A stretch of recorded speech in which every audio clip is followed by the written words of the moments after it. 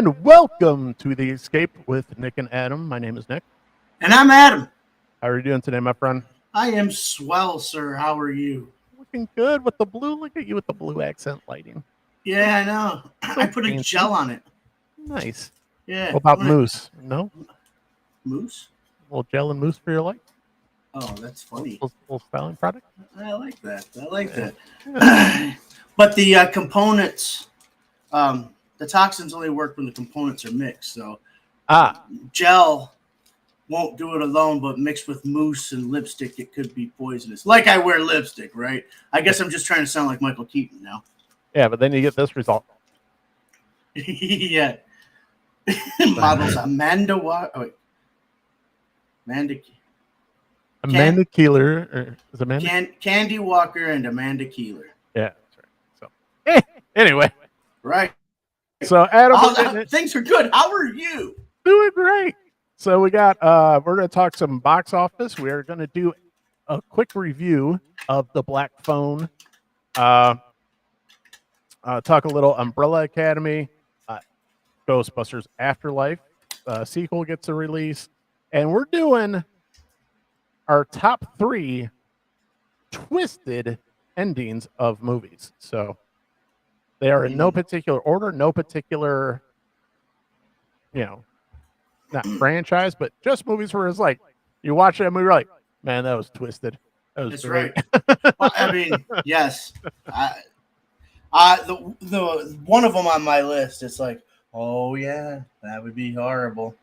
And this came about because my wife was watching one of her favorite movies that came on Netflix. And I was like, oh yeah, she's gonna watch this, and then she's just like, I love the way this movie ends. I was like, oh yeah. So, all right, let's check the box office. Can I ask what movie it was? No, because that's gonna spoil it. So you have to wait. All right. All right. So at the box office, we have the top spot is Elvis, Top Gun Maverick second. Top Gun, Adam. I'm so happy that movie's doing as well as it is. It just passed $1 billion. Well, I got plans for those 2 movies. Yes, sir. Yeah. I'm gonna go to the movies. I'm gonna see them both the same day. Make a day of it. Yeah. Well, Top Gun, I cannot suggest that movie enough. That movie's freaking awesome. Elvis, I haven't heard too many things, but it did great. And I mean, I've heard a few things, seen a couple things on, a couple of people suggesting on Facebook, but I haven't really talked to or heard anything specific. I just assume if you're an Elvis fan, you probably like it. So, right. So, go ahead. I haven't heard anything bad about it. Yeah. So, yeah, it's just one of those. I just assume, hey, if you're an Elvis fan, yeah, I haven't heard anything bad about it. Jurassic World Dominion came in at 27 million. Black Phone came in at 24 million, which is phenomenal for an independent horror movie during the summer. Yes, sir. And Lightyear came in a disappointing 5th with 18 million. And that's, man, there was a point where Pixar was just a license to print money. Those days are gone. Yeah, I mean, they're honeymoon's over. Well, at one point, they were perfect. They were absolutely perfect, and every single movie they put out made money. Yeah, it did. That's not the case any longer. But the movie we're going to talk about right here, this guy. The Black Phone. With the runtime of 1 hour and 43 minutes, rated R, like it should be. Director Scott Derrickson, he also directed Doctor Strange. Yeah, Doctor Strange. He directed Exorcism of Emily Rose. Yep, and was it Insidious? I think. Yes. I think yeah. Well, let's check real quick. Just picture. So. Yeah. Oh, not Insidious. Sinister. Sorry. Sinister. Yes, that's the one I'm trying to think of. I haven't seen Sinister. Sinister's pretty good. I think Sinister that's part of the Blumhouse universe that they have. Because yeah. Okay. Yeah. So Yeah, that's the one that's got the movie reel. Yeah, I like that one. The first one's the best one. Once again, another that one's in Ethan Hawke in that too. Which Okay, movie is this? Sinister. Oh, Sinister. Okay. I did have this kind of like creative awakening or whatever, or appreciation while I watched the movie, and Okay. realized that I was watching the same movie that the director from Doctor Strange made. The same guy made Doctor Strange and the Exorcism of Emily Rose, and I'm watching it, and I'm like, at this point, I've given Doctor Strange Multiverse of Madness a second look, and I looked at it, and I'm watching it, and I'm like, huh. What this kind of says to me is I don't think, and I'm sorry, nerd guys, you guys love it, and that's great. I do still to an extent, but maybe I'm not that big of a Sam Raimi fan. Maybe he just can't pull it off for me. You know what I mean? Look, don't get me wrong. Evil Deads were great, and so was the Army of Darkness and all that kind of stuff. And early Spider-Man movies were great. I just don't think he's a one-trick pony either. I don't think that that was the next thing I was going to say, but I think I don't know. You know? Yeah. So anyway, so this is based off the very short story by Joe Hill that I read like in an hour. And that's saying a lot because I am not the fastest reader. So my wife, she had the book already, and she's like, "Here, I just read it." I'm like, "You just read what?" She's like, "The Black Phone." I was like, "Let me see," and it's like 15 pages, so it's a very short story. So 15 pages. Yeah, it's what I love a short story to be, where it's like meat and potatoes. Let's go. Like that's how I am. That's right. How, especially if you've seen any of my reviews that I do, I'm like, no fluff. Let's go. And it's cool. But go ahead. I was gonna say, yeah, that's kind of what you're gonna get here on this channel. That's what you can kind of expect. We're gonna have in-depth stuff here on the podcast, but any other content that we put up, we're gonna try to make it look cool, and we're gonna try to make it get right to the. We're gonna try to make them to get right to the point, so that you can walk away having a little bit better than Cliff Notes. Yeah. Well, that's what it's funny you say that, because I was like, I love Cliff Notes stuff because my brain, I don't know what I'd be diagnosed with today, but I just know I'm just like, I'm probably got some ADHD in there, some other stuff, and because I'm just like, I just gotta, let's just get to the good stuff. And but first of all, Adam, what did you think of this movie? I thought it was brilliantly executed, and I thought the subject matter took balls to talk about. But you know what? They knew how they were going to execute it, so I don't think they had a problem with this. I think they already knew they were handling the subject matter delicately, but still making a scary movie and still making you feel bad with the situation the character's in, the town is in, the whole ramifications of what everyone's going through because of this fucking grabber guy. And then the little kids who acted in it, the brother and sister, those two, I mean, talk about believable. Well, that's, I was thinking, because there's a few points where, like, in the dialogue, it gets a little bit clunky, because I know that's got to be like one of the toughest things to do is transition. How do you get from A to B? I know with really good writing and acting, you can get there pretty seamlessly, but sometimes like you just got to get there. And that's the only thing I'll nitpick. There's a few points where I was like, well, that was a touch of a clunky scene to get there, but okay, I'm okay. Well, I like how you said that. I agree. Like, especially with the core, the father, the daughter, and the boy. Okay, they all look believable, and the situation looks horrible. Like when he's abusing the kids, that looks fucking real and awful. Right. Those kids look like they're really crying. 1 second. Spoilers. Sorry. Spoilers ahead, because we're reviewing the movie. If you didn't realize you were going to get spoilers for Black Phone, sorry, but spoilers. Go ahead. Sorry. This is nothing but spoilers here, what we do. So unless we tell you we're not. But anyway, sorry, spoilers. All due respect, spoilers. But then there were times, like you said, with the dialogue getting clunky. There was times when it was like it looked like it was time for the dad to say something, and it was like, he delivered the line. Let's cut it out. Just give a reaction shot. Like that doesn't. That sounds like shit. And then there were times like the kids were awesome talking to each other. They had great chemistry. But then I said, but I don't think kids talk like that. I mean, we try to sound smart, but they sounded like college kids. Yeah, and that's always the thing, because it's funny that you say that about, well, they just delivered the line. I think that's one of the biggest things that, talking about another show real quick, one of the biggest complaints with Kenobi was like, yeah, you're just here delivering dialogue. There's not a ton of, acting, if you will. And yeah, there's a few points, but it's few and far between. And once you kind of like ease in, and once the movie gets going, like I was sucked in the whole time. Like I said, the kids really carry this movie. Yeah, they did. They carry it really well. I mean, obviously the stars Ethan Hawke with it, but I mean, that mask is just terrifying. You're gonna see a bunch of those this Halloween. I guarantee you that. It's a cool mascot. It's in sections. Well, yeah, I say, if you notice, there's a big fat lion. It's because you can change out the mask part, for the whatever you're trying to. See if I can find a different picture. Yeah. Like, so there's one with smiling. You can change out the mouthpiece and the top piece. You can interchange.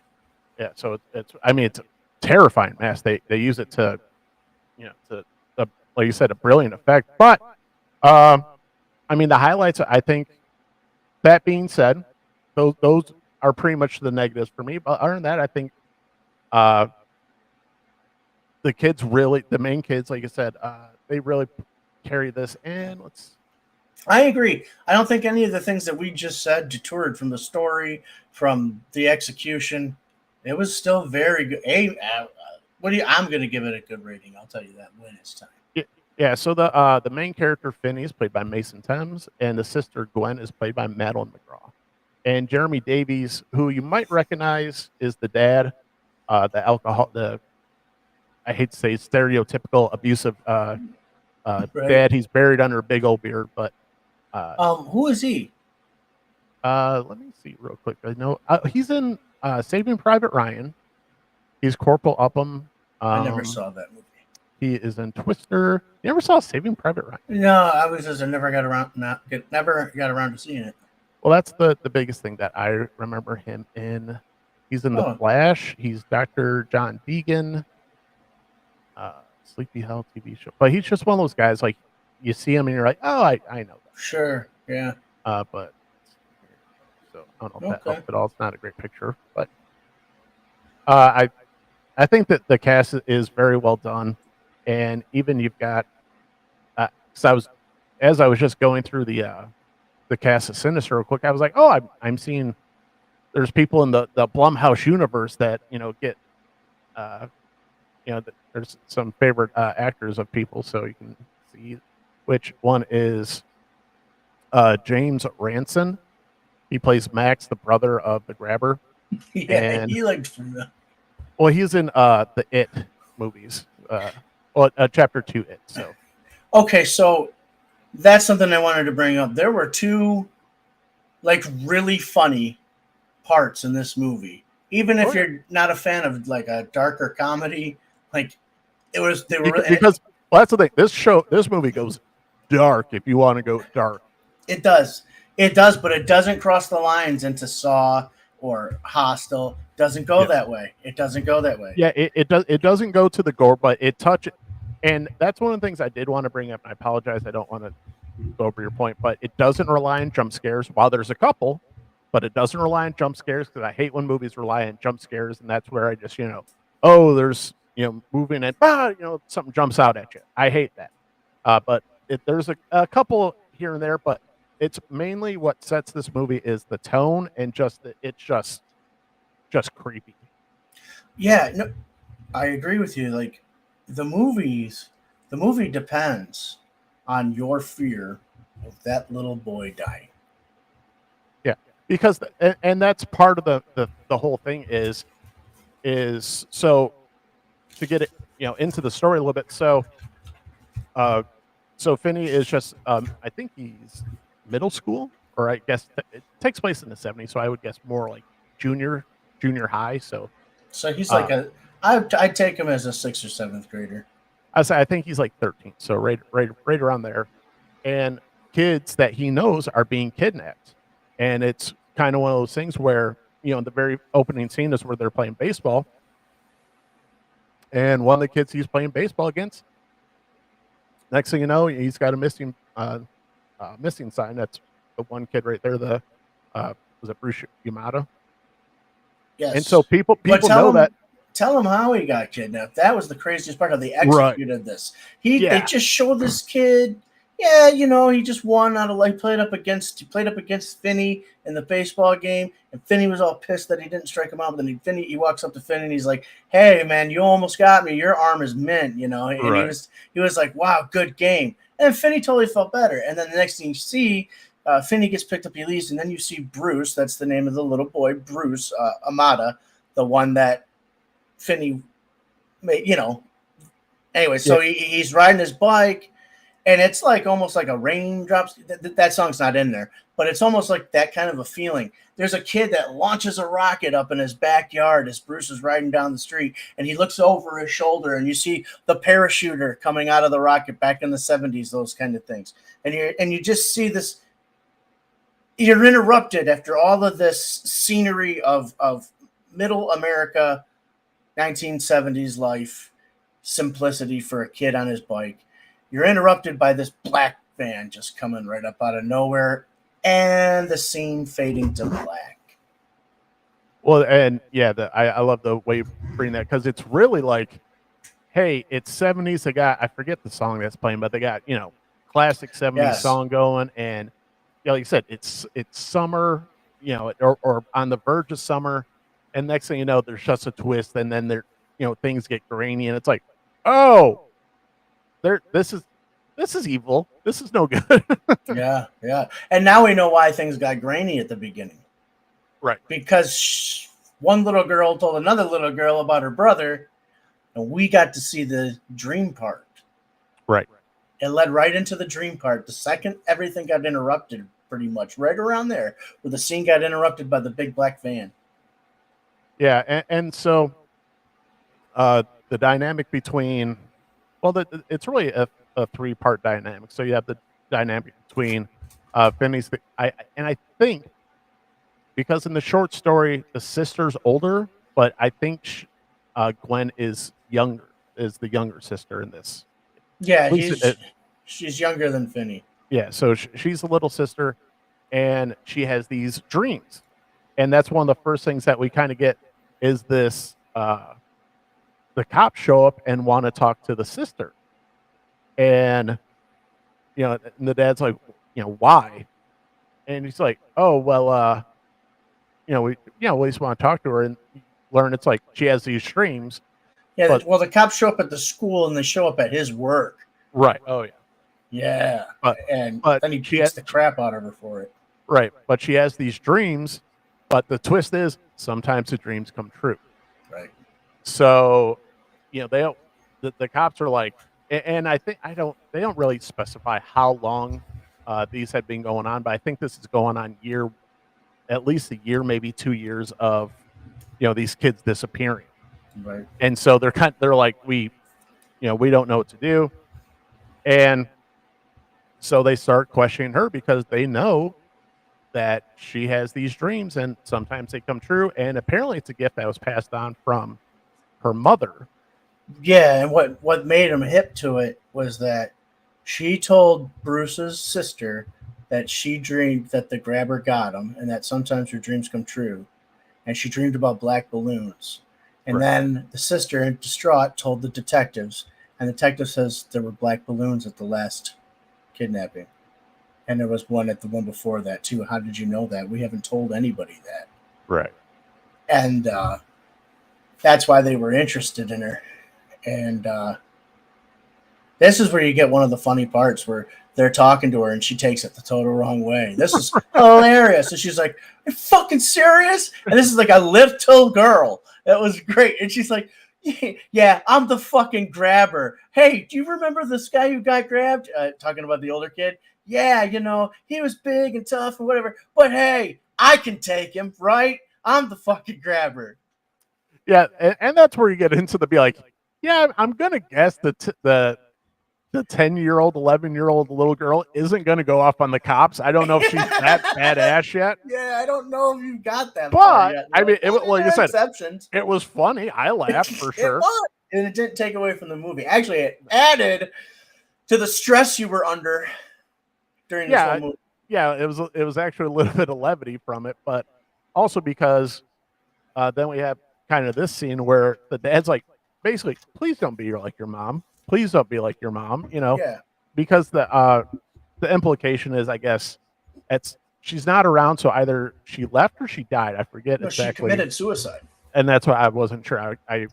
He said your mom saw all these voices, and she believed them after a while, and all this kind of stuff. And then she said she was just seeing things that weren't there, and they tormented her whole life. And then she committed suicide, and I don't want that for you. So, you know, basically that's why when he was beating her, you know, he was kind of coming from though he handled it the wrong way. He's angry at life for his wife's condition. Now he thinks his daughter's going to get it. So he's beating her to get it through her head out of some kind of twisted sense of drunken love. Well, yeah, he's trying to essentially beat the gift out of her and say, say it's not true. Say you didn't, say these didn't happen. Literally, like, wouldn't stop hitting her until he said that. I was like, damn, dude. That was a brutal scene. This scene was touching. There's a few brutal scenes where it's like, even like the bullying scene, I was like, those are the worst bullies in history. They are beating the snot out of people. Yeah. Because that's one of the things that Finney has to deal with. He's, getting picked on by all these kids, and maybe I just had, an easy time with bullies growing up. The biggest bully I kind of had was like my brother just messing with me, but we were bigger kids too. Well, yeah, but but either way, there's always a bigger kid, right? Well, but I understand that. but the beatings like these kids put on them, I was like, holy smokes, those kids are just going it. Like, it was funny. There was the one where it was like 3 of the kids were taking on Finney, and then Gwen runs in with a rock, hits a kid in the head with a rock. She gets cold cocked, and it's funny because like the one kid who's bleeding from his head like goes and sits against the fence because he's out of the fight, and then I thought she killed him. So did I. I was like, oh my gosh, she killed him. Oh my god! But then she because the blood just pours on his head. I was like, oh man, no. Then I think she got kicked in the face. So then she goes sit by the kid she has hit with a rock where it's like hockey, where you're like, you're out, you're in the box. They're both sitting there all fucked up. Like, it was like, oh my gosh. But it's also like, that was awesome. Yeah, it was. It was awesome because they were tough kids. Yeah. I mean, like I said, maybe grow up in the 70s just a little bit different. We just missed it in the 80s and 90s, but whew. That's actually what I hear. To tell you the truth, that's what I hear. Hey, like, you know what? I'll take what I got. I'm good. I got a buddy of mine. He's like, and then you fight, draw a little blood, and I'm like, what? And nobody called the cops. Nobody called the cops at the school. What are you telling? I'm like, oh, they called the cops at my school.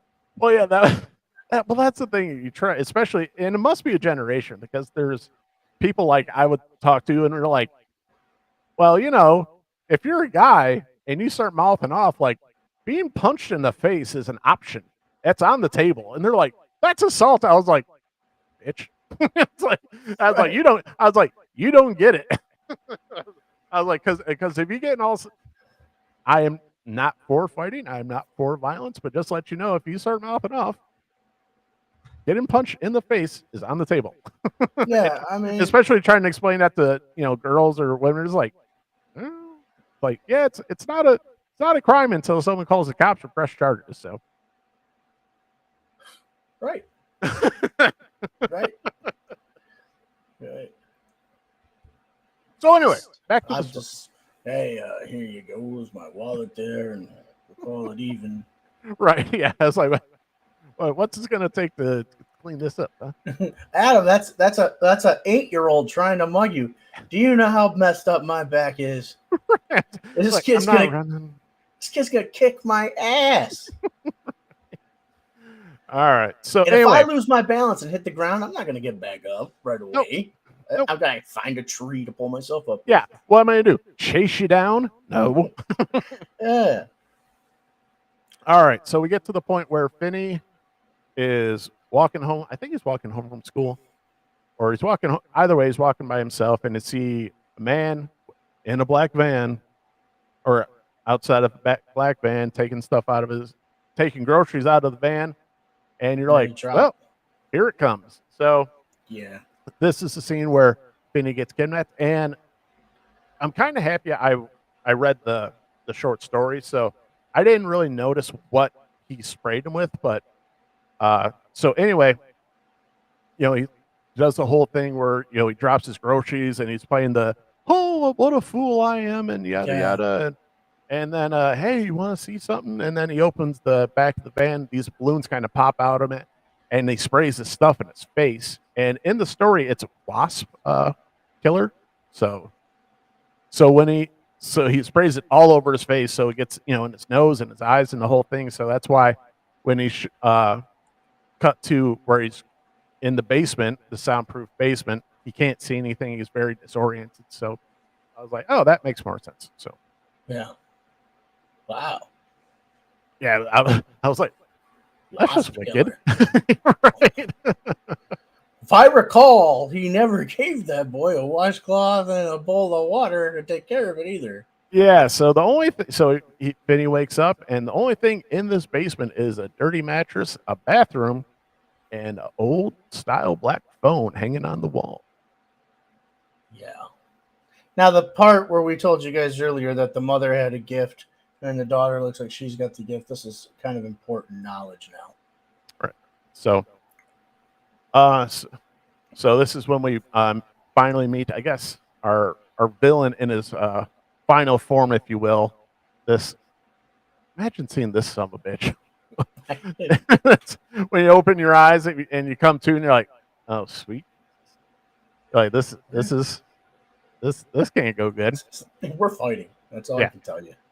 Well, and it's very. What did I just say about an 8-year-old could kick my ass? Right. I see that all of a sudden. I'm like, I'm 25. Yeah.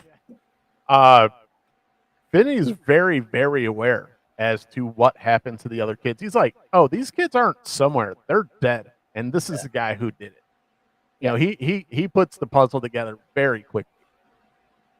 And, there's, and it's kind of, he plays it so well. Ethan Hawke does such a phenomenal job in this role because he just comes off very, the first thing he's like, it's okay. I'm not going to hurt you. You know what? I'm going to go get you a soda right now, that kind of thing. And then he doesn't come back for like a day. But in the meantime, Finney tries everything he can possibly do to escape. There's a barred window and there's just not a hole. It's just a cellar. But the only modifications is, and this is what the grabber says, it's just like, I soundproofed it myself. Trust me, there's nothing. This is it, Yeah, you can scream all you want. You won't disturb anyone. Scream all you want. So yeah.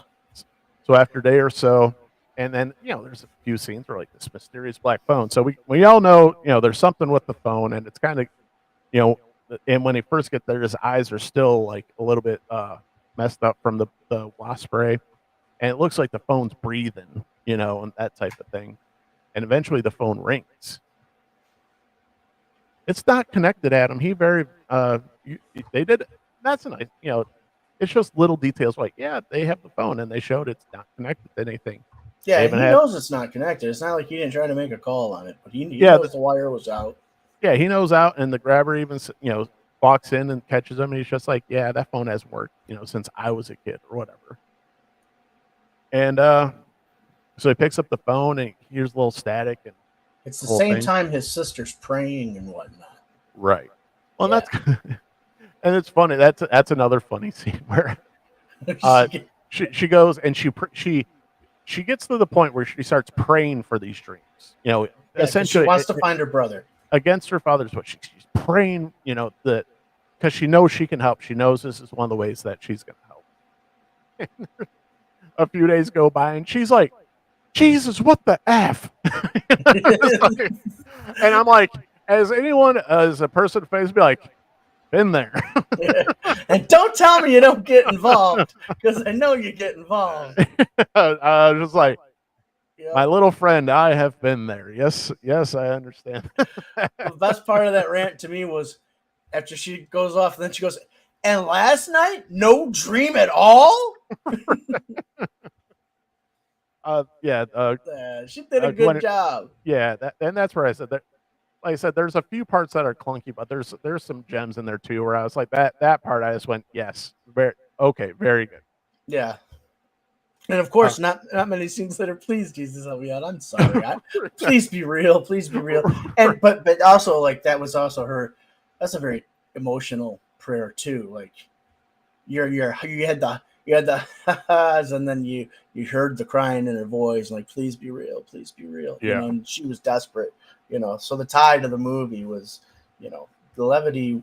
This was it. You know, now we're in the third act. It's going down. Now we're in the.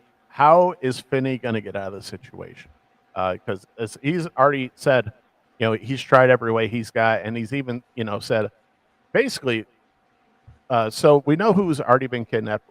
Bruce has been kidnapped, and I forget Robin, the bully that is one of the kids that helps him not get bullied. He's kind of the bully of bullies. Bully of bullies, yeah.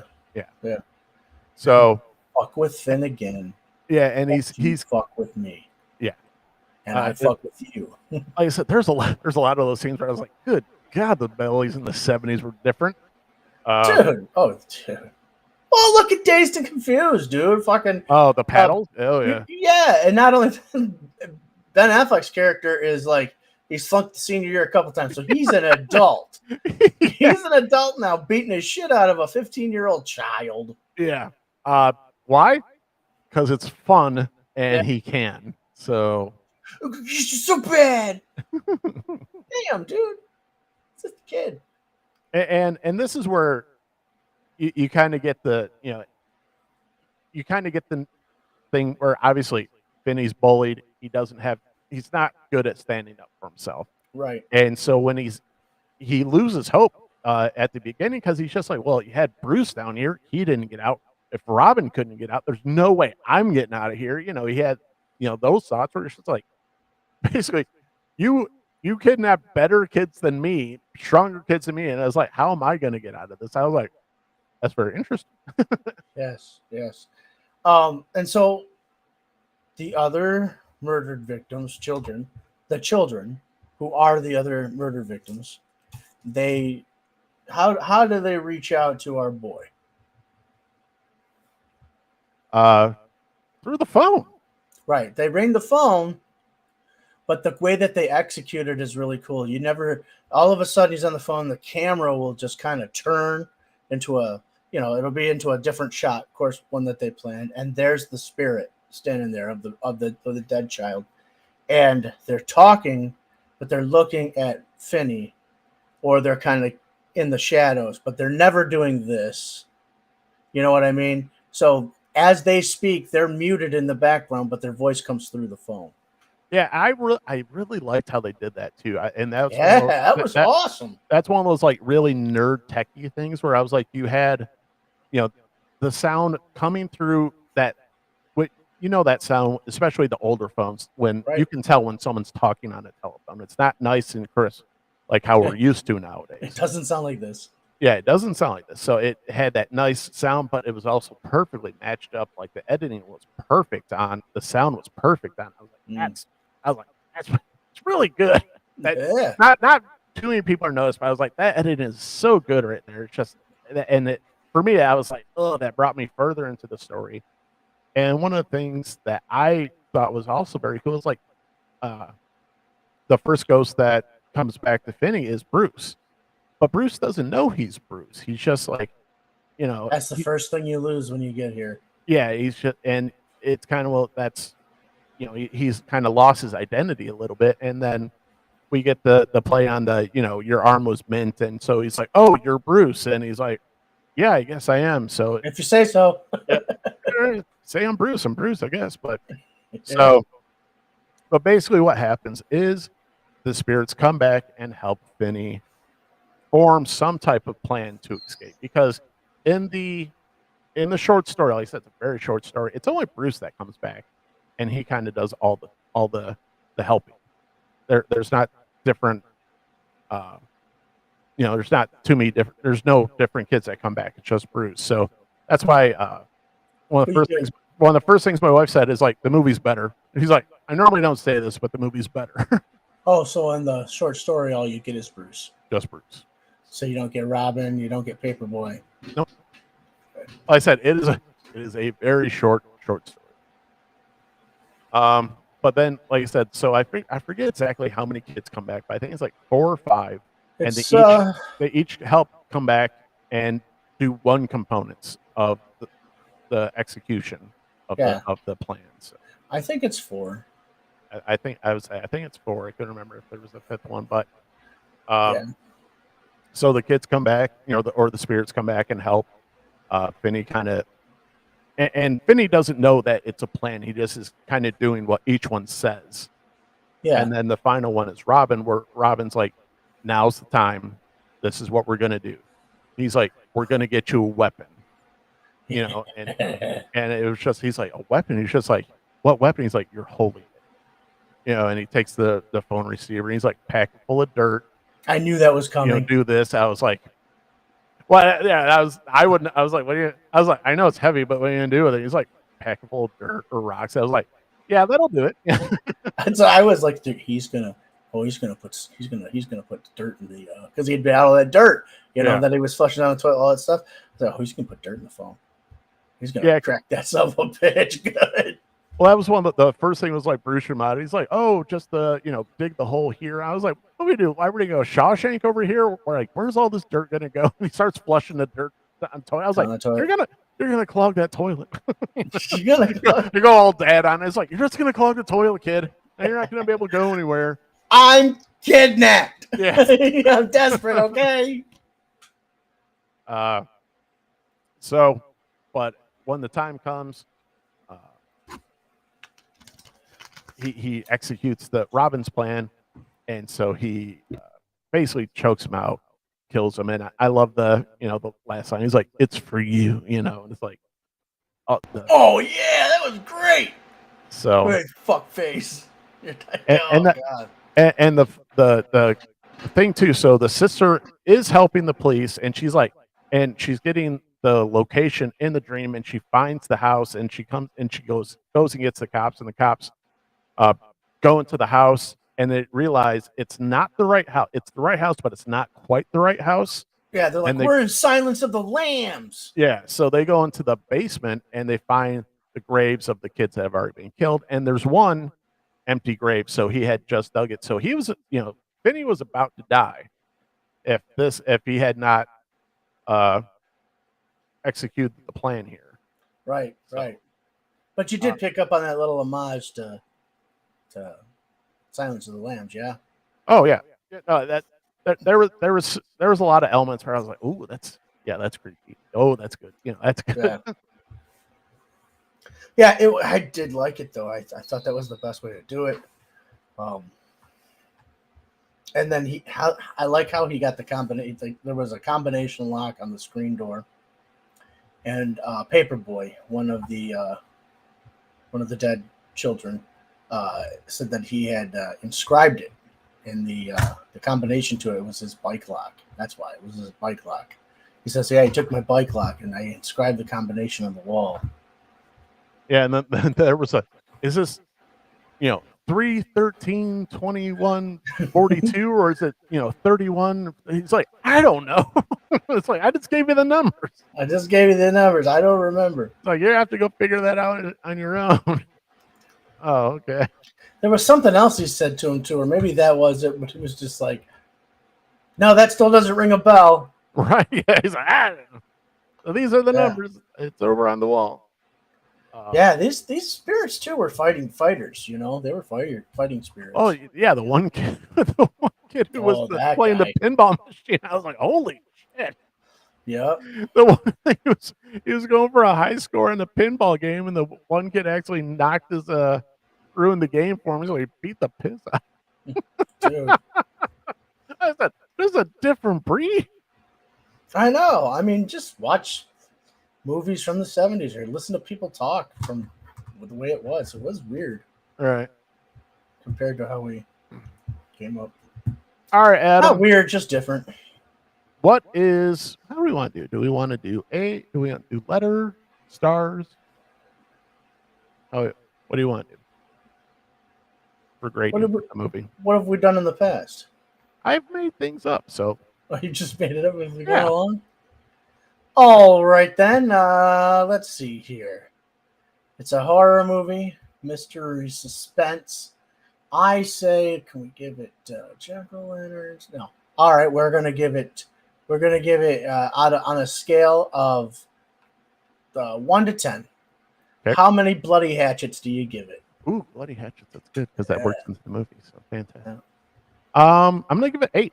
I thought it was great. I was thoroughly enjoyed. It's a well shot, well executed movie. Like I said, there's a few parts in the storytelling that's a little bit clunky, but overall, I thought everything just worked, and I really liked it. I'm right there with you. I give it an 8, if not a 9. So, but Yeah. I will make my official position at 8. But I think you'll all enjoy this movie, and I was skittish about it because sometimes movies go there, like they just go to those places, and this movie didn't. It did, but it did it in a way where you didn't have to go. Yeah, well, that's the thing. You didn't have to go with it. When it comes to movies, I'm not a gore guy like at all. Like once you get into the breaking of bones and blood and all that, I just because you can it's either way too much and way gory, or it gets into like the campy territory where it's just like you're just missing you're messing with the plot here. The movies that I just thoroughly love and enjoy are the ones that just really mess with your mind. And I think this is closer to that, where it doesn't go, like I said, it doesn't go too hard. It really could be really harsh, but it stays pretty true to the short story.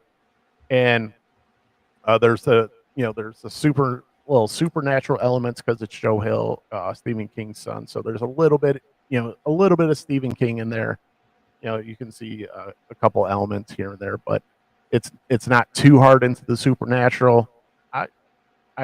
Like I said, I just thoroughly enjoyed this. I agree. I think it was a very good movie. Give it an 8 and highly recommend it. I will probably buy a digital copy on Vudu just in case. 8 bloody hatchets and go check it out. Check it out. Check it out. All right. Adam, are you an Umbrella Academy fan? No, but I don't have anything against it. It's not like that's dumb. I'm not. I've just never watched it. It's fine, and it's based off a comic book, so that's fine. But the season 2, not as good as season 1.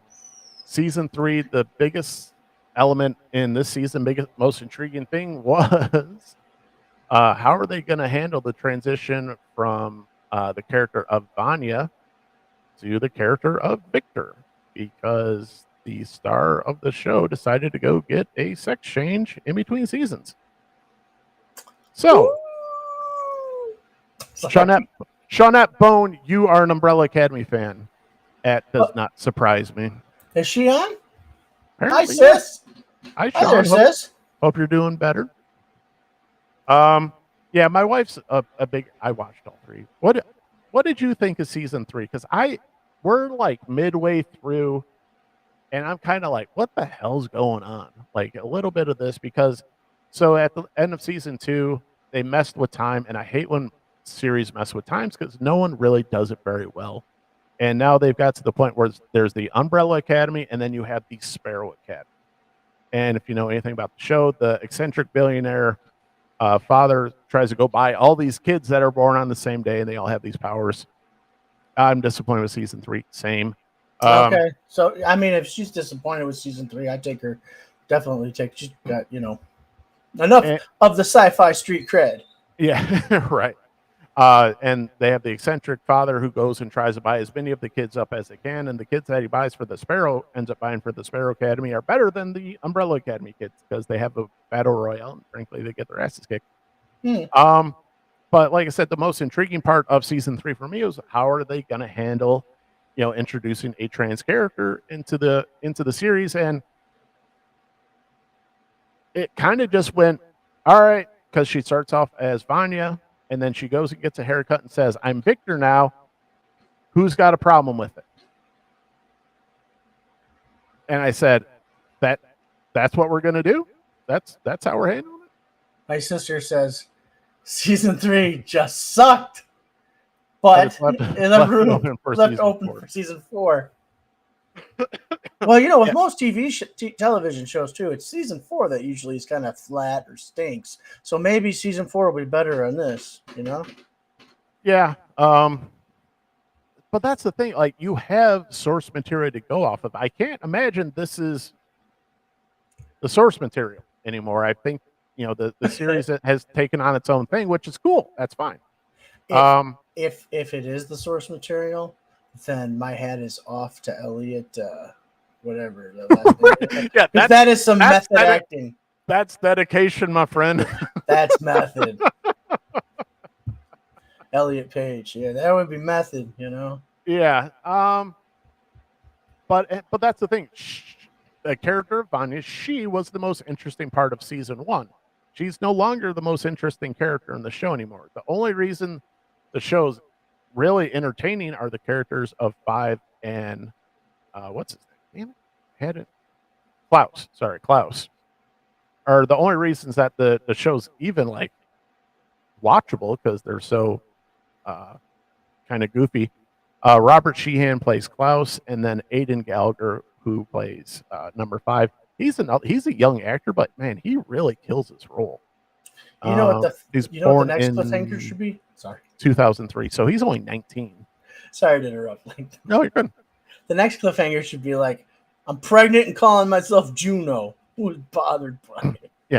Yeah, Sean. It didn't bother me because I thought they just kind of, okay, well, this is how we're going, and I was like, well, I guess that's as smoothly as you could have done it, but it was literally like, I got a haircut, I'm a guy now. I'm like, okay, we're moving on, and no one questioned it from here on out. So I guess that's what we're doing, but we're still having the fallout from the whole time thing, and I was like, listen, guys, like if Marvel can barely pull off the time jumping and all that, Netflix show probably shouldn't mess with it, but they messed with it, and it's like I said, I don't think it goes very well. We're midway through, and I'm half the time that I'd be like, look at my wife, like, what the hell's going on? She's like, I don't know. So far season 3, I can't give it a recommend. Okay. So that's where we're at. Adam. Yes, sir. You are a Ghostbusters Afterlife fan, correct? Yes, I am, Nick, and I know there's news today. There's news today, my friend. It just got announced. Let's see here. I hear you, sis. She says she looked dumb and fake with her long hair. That is the thing. I was like, it totally was a wig, even though it was literally just straight hair. Like, there's not a whole lot to Vanya's hairstyle. So, pull this up.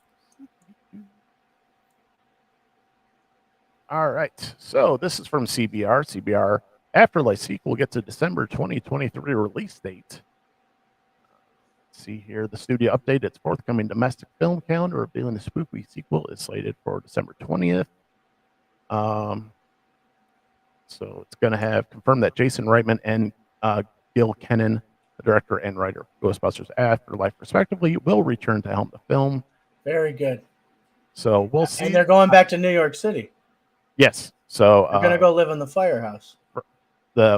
Which will see the franchise return to its New York City roots.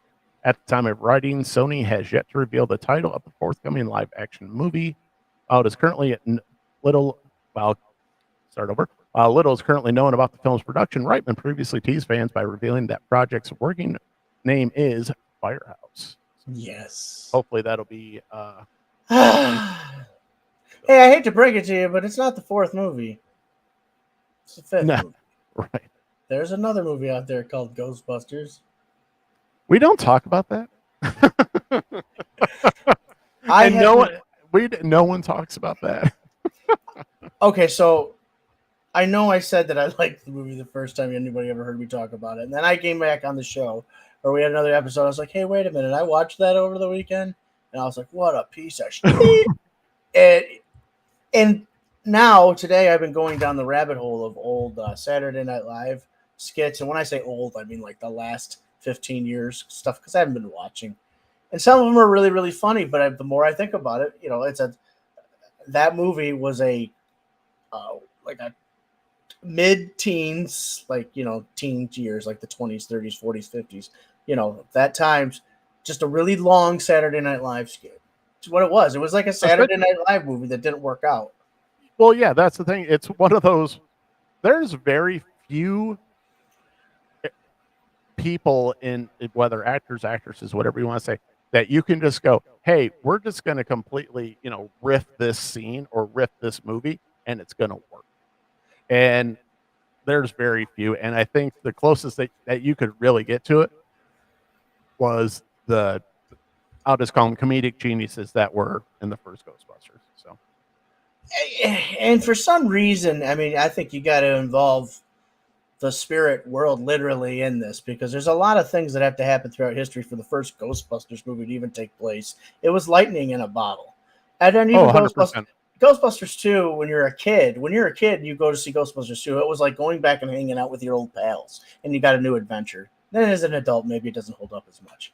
But that movie, that Ghostbusters movie, the Lady Ghostbusters movie, how I said it was like an extended Saturday Night Live movie, you got Wayne's World, right? Which was a major hit right off that sold merchandise, all that kind of stuff. And then you got Stuart Smalley saves the world. You know what I'm saying? And yes. And unfortunately, Lady Ghostbusters landed on the Stuart Smalley, saves the world. The Stuart Smalley spectrum, yeah. It didn't land in the Wayne's World spectrum. There's another real famous Saturday Night Live movie I'm not thinking about. Right? I'm trying to think of it, and I can't place it. But yeah, it didn't even land on the Ladies Man. Did the Ladies Man get a movie? I don't know. I think so. Yeah, I think he did. Tim Meadows. Tim Meadows is one of the most underrated of that era of Saturday Night Live. That's just one of those guys. Like, why couldn't he do more? But everything he's ever been in, I just thought was hilarious. And next time we do it in the butt. I'm the ladies' man. That's what he would say. That's like one of my favorite scenes in how was it? The Will Ferrell basketball movie. Damn it. Semi-pro. Semi-pro. And yeah. The stupid jive turkeys. He's like, you jive turkeys. That's just stupid shit. I was like, that's one of those, like, you really got to have a certain group of guys to pull up that stupid team. Because there was like no script of that. Be like, here's the insult. You're a jive turkey. And all these guys start just like riffing. And, like I said, certain times it works. Usually it doesn't.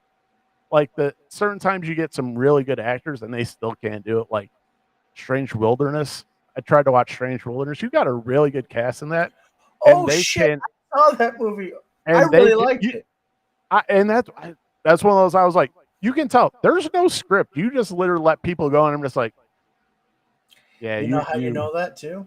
There's a scene in the show where the kid, the younger guy, whatever, he is doing an anthology thing, narrating a sea video, and he's like, this sea creature, he would give its name. He goes, and this is the shark, also known as the assholes of the sea. I'll never forget that, man. Oh, man. The assholes of the sea.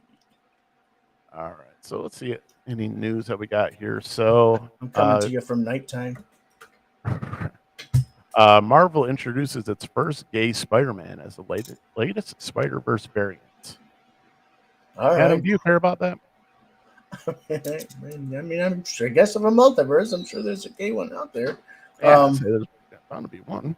But I mean, is he gonna, is he gonna save people? I want to see that. Here. That Marvel will introduce its first gay Spider-Man, a new character named Web Weaver. now, allow me to comment on this this costume here. That looks like what do you call it? Not hypocritical, but that looks like bigot type clothes. Like it's like they put that on him and it was like, this is what those idiots wear. Like that looks terrible. Let's be honest, Marvel is not exactly batting 1,000 when it comes to being, how should I put this? They've stepped in a few of their own, a few landmines of their own, especially with what if Miles Morales was Thor. So here's the thing. I mean, if we want to, and they stepped in it so hard, and it got to the point where it's production, where it's like, how did this get to production? Because, let me. Well, wait a minute. The Miles Morales thing, that's just a what if, though, right? Yes, but it's one of those things where, let me show you something. Yeah. Okay. So what if introduces Miles Morales as Thor and his best friends are Asgardians? But let me see if I can find, because they're okay. Here we go.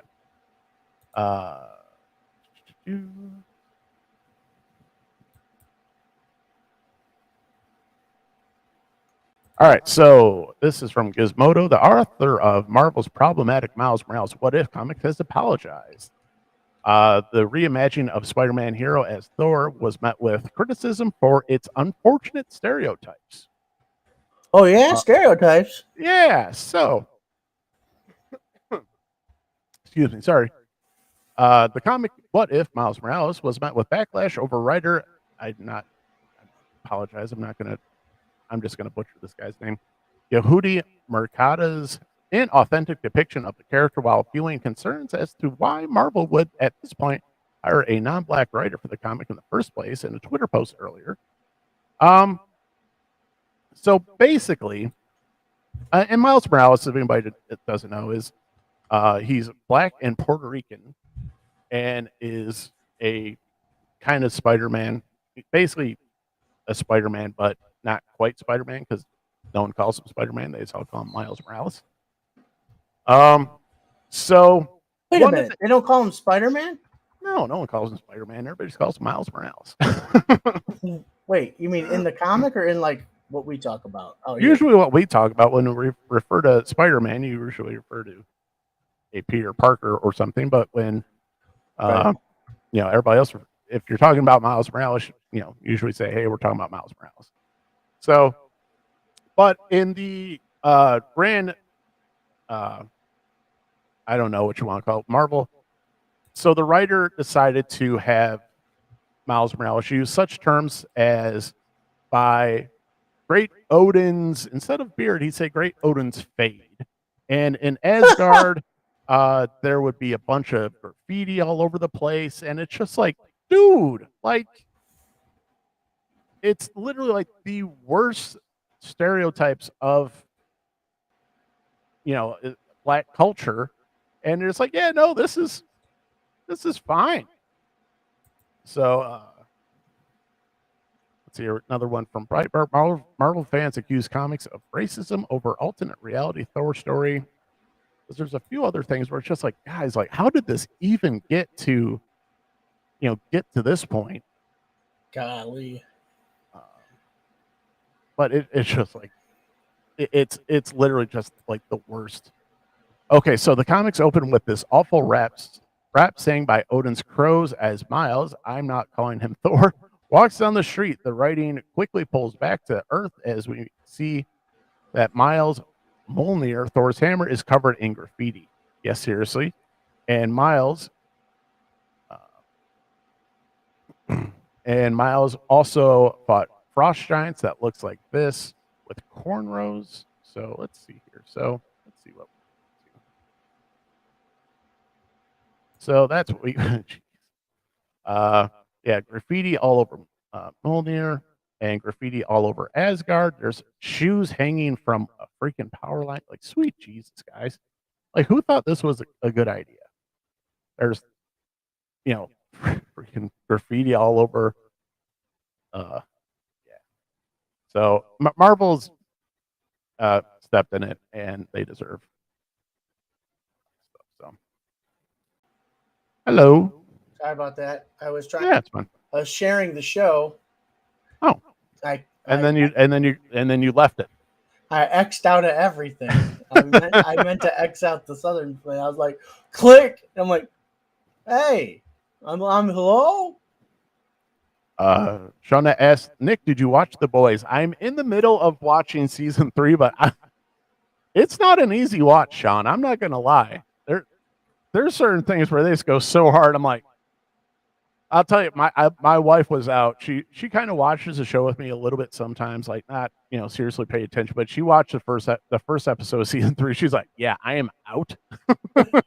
I am not condoning this. I was like, yeah, I don't blame you. So I'm in the middle of it. I haven't gotten to the latest episode, which I know everybody has been looking forward to, which is called the Herogasm.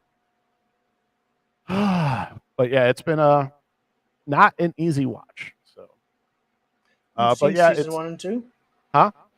You've seen season 1 and 2? Yeah, of course. Okay. Yeah, I liked it.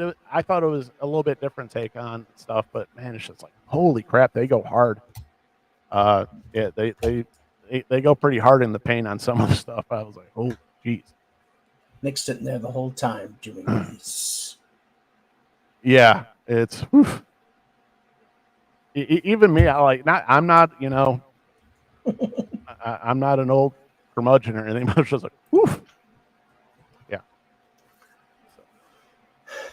All right, Adam, let's get into our latest list. And this is the favorite twisted endings. And we're doing 3. So I don't know if you have a particular order or not, but you want to go first? Sure. All right. Okay, so no real particular order. They're all kind of disturbing. But yeah, you know what? I'll give you the lighthearted, disturbing one better. This is extremely disturbing. If you witness this, you would be like, what the fuck? And then, especially if you've gone through what this woman has gone through the night earlier. But I'm talking about the movie Ready or Not, where Samara Weaving is marrying a guy whose family owns this giant board game company. So she's marrying the heir to Parker Brothers, essentially, but it's not called Parker Brothers. Anyways, the family made a deal with the devil, and anytime there's a marriage, the person marrying into the family has to press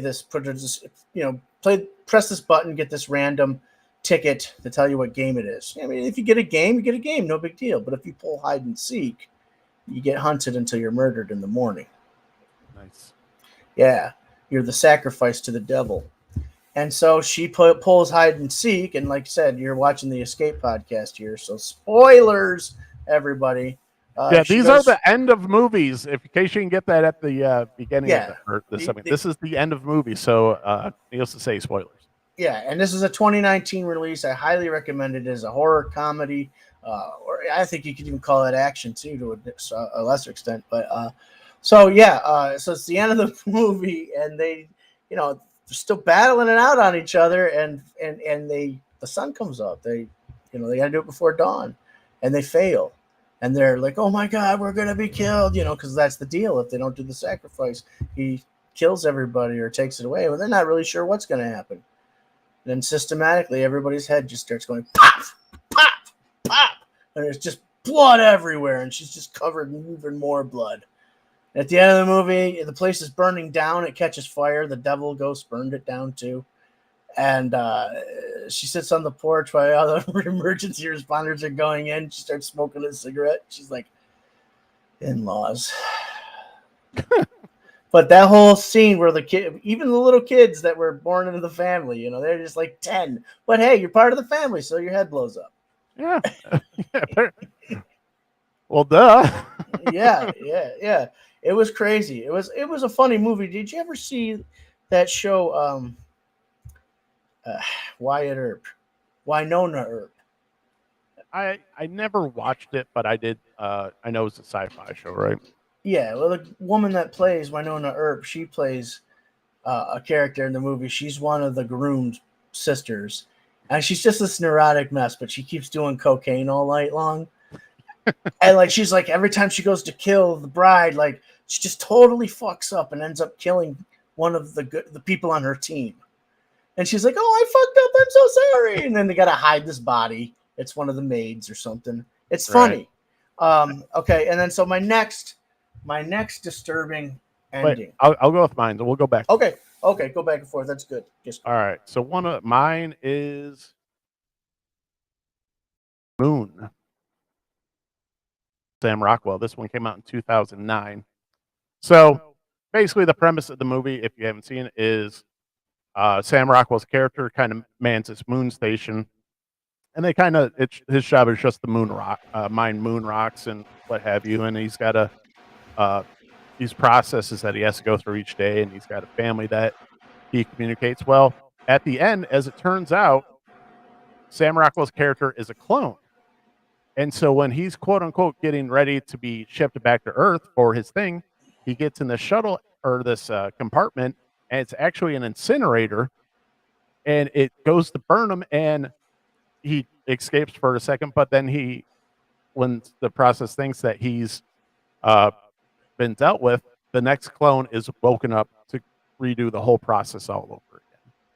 So it's the longer he kind of stays awake, the more and more like he's like falling apart, whereas like his teeth are falling out, he's getting sicker and sicker, and it's just I thought it was a really interesting premise. This kind of help is like, yeah, that you're literally just here to work and you die, and once we're done with you, you literally just get thrown in the incinerator. So wow. I love the ending of that movie. So wow, that's crazy. Yeah, so I like that one. Yeah, very disturbing. And it's really good performance because he's essentially the only actor in it, and as you can kind of see in the trailers, he's got this kind of robot that he sort of befriends, but it's just him essentially the entire time, and it's a hell of a performance by Sam Rockwell, one of the best that he's ever done. So it looks good. It's a good movie. It's a fun movie. So, all right, Adam, what is next on your list, sir? This stars Justin Long. And I know you're thinking, how could this be disturbing? It's got Justin Long. He's like king of the wussies with a P, yo. It's called Tusk. Oh yeah. Have you seen Tusk? I have not, but I know I've heard of it, and Yeah. He gets a species change, a species swap. So he and his buddy, actually, it's funny because his character mirrors this guy, Ralph Garman, and Haley Joel Osment's character mirrors Kevin Smith. And the whole podcast that they are in on the show mirrors like this Hollywood Babylon type thing. And it's like an exaggeration take on it. And so their podcast guest or what else cancels, and he's got to find somebody. He's in the middle of Canada, middle of nowhere. This old man leaves this letter. It's a very intriguing letter. You can see him reading it right there. And he goes to the old man's place. And eventually the old man ends up just drugging him. And he cuts his leg off. And he lets him wake up. And he's laughing at him. And he gives him a fountain pop. And by the end of the movie, though the old man dies, spoilers, he's completely turned into a walrus. Completely, mentally, physically, everything. He eats raw fish at a safe haven for walruses, because his girlfriend and his best friend don't know what to do with him now. But he's always like, it's really fucked up though. There's no CGI. It's like a special effects. I don't remember who did special effects on this because Kevin Smith talked about it. It's a Kevin Smith movie. But it's a walrus skin suit, and Yeah. If you can see the walrus, you'll see. And this is how he gets stuck. Nobody tries to change him back or anything. They just let him go be a walrus. So they just leave him like that. Let's see if I can find. That's part of it. Yeah. Oh, You can boy. tell it's Justin Long. Yeah, I somehow through with the eyes. Yeah. Yeah. All right, mine's kind of a, I guess I call it classic, but it's 7. Oh shit. Yeah, you got me on It that one. it's it has to be one of the best endings in film history. The classic. I think it's a meme at this point. The "What's in the box" scene. It is for everything. And What's in the box? what's in the box? And what's in the box, Adam? Gwyneth Paltrow's head. Yes. Fantastic. Oh my god. If you haven't seen 7, the whole movie. This movie came out when we were kids, and it was kids, teenagers, but that was just one of Teenagers. those. That was one of the first ones that like, oh, Nikes. This movie's freaking dark. Oh, I think when that was the darkest movie I had ever seen up until that point, and one of the darkest movies that's ever been made, with one of the biggest twists. Never saw that coming in a million years ending. It's a twist, like, it's a twist, but also holy, that is twisted. it was. Yeah, you didn't expect to see her. You had no idea. Yeah, but it was one of those. It came completely out of left field, but they set it up well enough. You're like, oh no. Yeah. And it's one of the best, Good pick. worst endings in cinema history. So, Poor Gwyneth. all right, yeah, Gwyneth Paltrow. Poor Gwyneth. All right, Adam, what do you got? I had a hard time with this, and this last one, and I had to kind of just pick it. I thought about going with Apocalypse Now, but the whole movie's disturbing. So it's like, you know what I mean? Yeah, that it's along with 7. We'll do a list later that's just most disturbing movies. Yeah. But yeah. So I went with Joker. Because if you think about it, this whole town goes crazy and starts rioting over a pretty ugly, ugly person on the inside. And I know we see his decline, but he wasn't that great of a person either, though, at the beginning of the movie. Yeah, no. They made him sympathetic, but just to an extent. Yeah, exactly. He still wasn't the cream of the crop as far as people go. So what part do you think is that really pushed it over the edge for you? After he, so he kills all the people on the television show, and then they pull him out of this cop car after they hit it, and they just treat him like he's this king, and there's all this carnage going on. You see the Waynes get killed, and he's just on top of his car, and he's laughing, and everybody's like, this is my hero, this is my savior. And I just thought, yeah, society gets that way. And it's not... you don't have to... I was like, I think everybody went like, I can see that.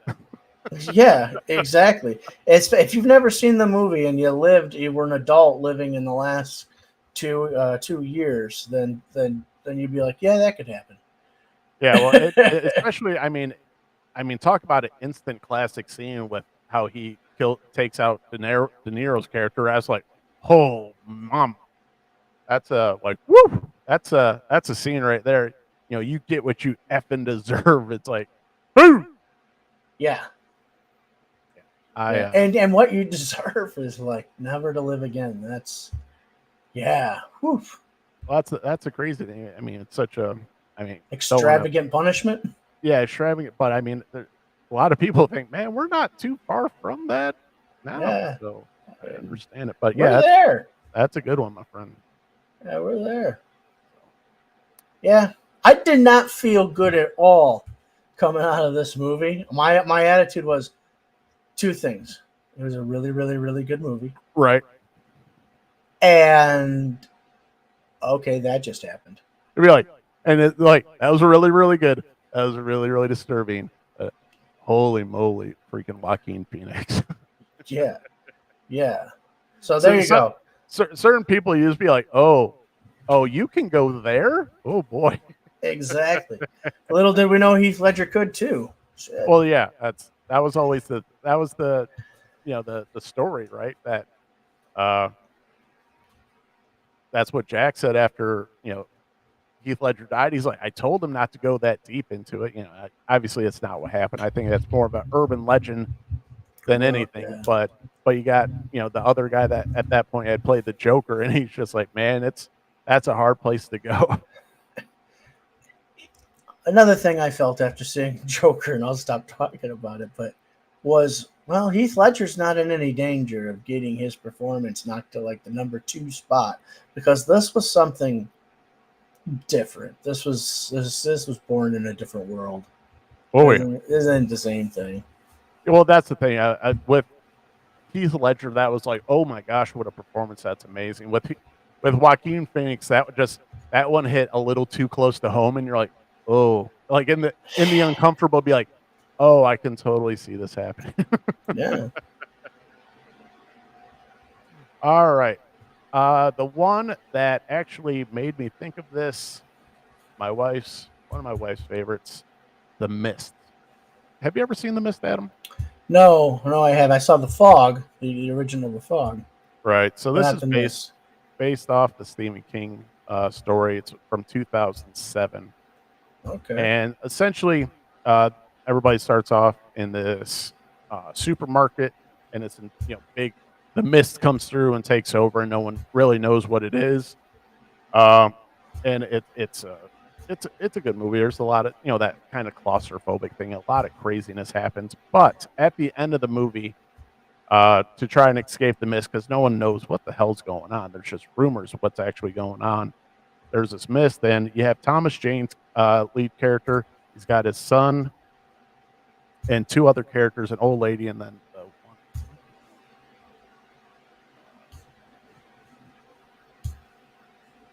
So Laurie Holden, who plays Amanda Dumfrey, and then I thought I saw a woman from the show Sisters. Alexa Davalos. Yes, Frances Sternhagen is the other character at the end. So, but at the end, they're sitting in the car. They've given up hope. They've run out of gas. They've got a gun with 3 bullets in it, and Thomas Jane shoots his son and the other 2 women in the car. And just as he shoots them, the mist lifts up, the military rolls through, and emergency's over. I was like, oh, you son of a bitch.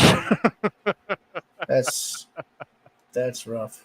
Yeah, that's rough. That's why I was like, that is a twist of an ending.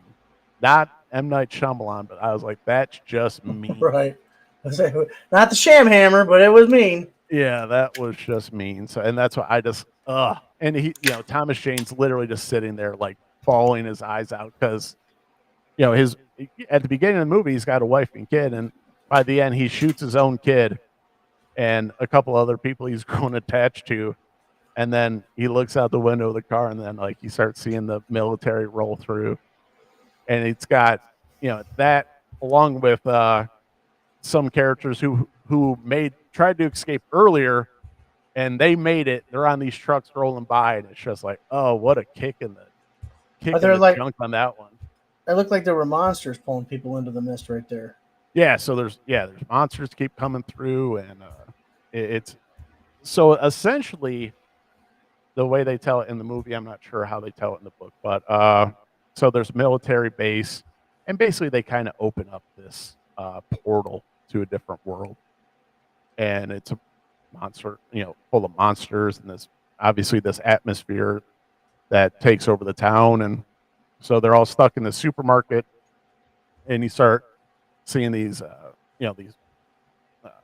winged creatures, and there's big tentacled monsters and everything, and it's just it's like world's over, guys. So shit. And that's what Thomas Jane gets. Tentacle monsters too. Yeah, big giant tentacle monsters, and it's a really it's for as disturbing as the ending. It's kind of a fun, super creepy. It's a Stephen King story. It's a Stephen King. It's a Stephen King movie. So, but that's our list. So my list was Moon, Seven, and The Mist. And Adam, your list was? My list was Ready or Not, Tusk, and Joker. All right. So if you guys want to, you guys can comment what some of your favorite twisted endings are, whether you agree with some of ours or have some of your own. Let us know. Yeah, let us know what your top 3 disturbing movie endings are. Yeah. So, all right, Adam, you had some updates on your toy review that you want to talk about. Yeah. Thanks to everyone and anyone who watched the the He-Man New Eternia action figure review, and there was a plan to have another action figure review up this week. And what happened was I was at Target, and there, looking me straight in the eyes, was the Beastman, the New Eternia Beastman. Nice. And I showed him on the last show, I think. Yeah, I did. Well, anyways, so I went ahead and I did all of the shooting for him. That's done. I did all the shooting for that Skeletor. That's done. But I did all of the shooting for 2 other packet. Well, not all of the shooting. I did half of the shooting for 2 other characters here. Well, 3 characters, 2 toys. And so what I'm going to do is this week I'm going to finish shooting, possibly tomorrow. I'm going to finish shooting the exteriors of these figures that I'm about to share with you, and one of them will be the next review. That way we can have a little break in the Masters of the Universe. So Masters of the Universe, DC Multiverse, then maybe another Masters, and maybe we'll get our hands on some NECA, something like that. Just kind of give a little bit of variety, wet your beak, wet your whistle. And of course, if something like really just drops, like, all of a sudden the Julie Newmar figure's right in my hand or something, I'll let you know. But the one of them that we will be doing shooting, we've already shot exteriors of the boxing and the packages and all that stuff, but we will be shooting the 2-pack. Batman Hush, DC Multiverse. So we will be finishing up the exteriors of these, and then we'll be ready to edit, and we will edit one of either that, or we have the CW verse, DC Multiverse, Flash. And this is a very, very cool action figure. I was thinking about getting a second one, and this is why. I've got display plans for him, but I thought if I got a second one, I could take this Grant Gustin figure and replace my Ezra Miller figure with it, and I still get a live action one. And, the actor's not a douche that played him, so he can just go into the Snyderverse. Is that a hint? No, no, it's not. I just want to, kind of like, put my dig in it too, because that movie's been cursed for a long time, and I don't think that he's helped it. And I really think that we could really use a good Flash movie. And the old Warner Brothers regime really dropped the ball on that. But that's a conversation for another day. And last but not least, exteriors and interiors of this one both have to be shot. We've got the Godspeed. So yeah, that's such a good figure. I know. He is a Flash villain, and so yeah, coming up with some ways, got some new shots and all that kind of stuff, and we're taking it one project at a time. So basically, this is what'll happen. Once I finish with these right here, one of them will go into the editing process, and one of them will be released probably on the 4th of July. Yay! And the goal is have one every week thereafter that. So we're getting the gas going. Sounds good. Speaking of toys. Okay. I know. Is coming out. Yeah. You know what it is, right? No, I don't. It is 2 of them are, I don't know if it's Batman and Robin or if it's Batman and Joker, but they're black and white variants. So yeah, it must be Robin. See, he's black and white down there. See how the black and white is taking over the color? Right. So you're gonna get But black and white TV versions of it, But I also said and vehicle. and the vehicle is the Batcopter. I say if it's the Batcopter, I might have a little. I think that Oh, no, boy. shit, dude, I know what it is. It better not be the boat. It's not the boat. I want the copter. It's not the boat, but I think I'm wrong about the copter. No, I don't want you to be. I don't want you to be wrong. I think I might be, but I know that I'm not wrong about the playset that's coming out, and the playset is going to be the villain's lair. Nice. Yeah. So if you think about it, in the movie, it had all 4: Riddler, Joker, Penguin, Catwoman. Maybe it'll be that layer. Because in the TV show, all the other layers were catered to that one guy. I was gonna say they can't do the what was it Mr. Freeze. That'd be cool. I'll take it. I was saying if they put the big giant polar bear in there, I'd love it. Yeah. I'll see if I can find that list for you guys. Go ahead. I don't know. So that's what I know about those McFarlane toys. Did you add anything? Was there more? Nothing. No, that was it. Pretty much. That was all the news that I saw. Yeah. So we get the Julie Newmar. We get the 2 black and whites. I think there's a 4th figure in there, but I think it's just another reprint or variant. And then I wish I could remember the vehicle. I don't think it's the Alfred cycle. All right, so I don't know if I've shown this before, but I'm going to show it now. So I just saw this on the NECA Instagram because this is cool. Oh! What you...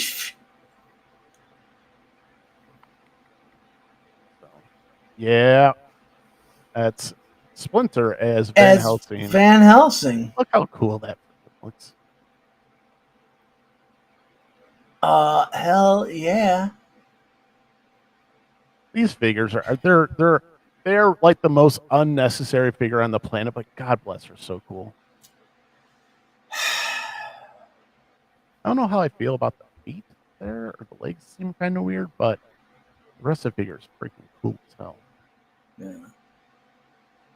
And they're all the movie one too. They're all based off the movie. I know. Yeah, I got damn you, NECA. Fuck. I can't go there the rest of this year. No, I can't, and this is why I've got a couple things on pre-order right now. I've almost canceled, and I'm getting that. You know what, man? I want that fucking Santa Claus action figure, and I want that Vampirella. Yeah. I'm getting them, damn it. So I can't cancel them. I've tried to cancel them a couple times. And I'm like, no, don't do it. But all right, my friend, I think it's time to wrap it up.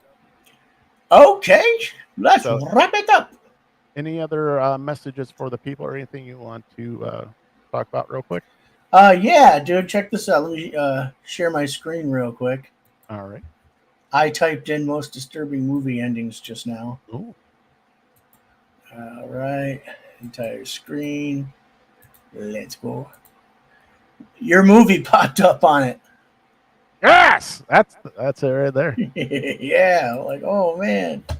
Oh, that's Michael Myers. So yeah, I thought I would share that. That's whee. Yeah, made the list. Nailed it. So, all right, unless we're all set, I think it's time to say goodnight. And thank you so much for everybody who's been watching. We got a couple people watching right now. I know Sean popped in. Thanks for watching, Sean. Thank you for watching, everyone. And, thank you, sis. Yeah, so, and if you want to comment what some of your favorite movies or endings are, you can check us out on Facebook and Instagram at The Escape with Nick and Adam. And if you want to rewatch or share our videos, you can go to our YouTube channel, The Escape with Nick and Adam. And we are also on Spotify. So go check us out over there. Sean, thanks so much for watching. And hopefully we'll talk to you soon. So have a great night, Sean. Other than that, thanks to everybody else for watching. And good night, America. Good night, Planet Houston. We out.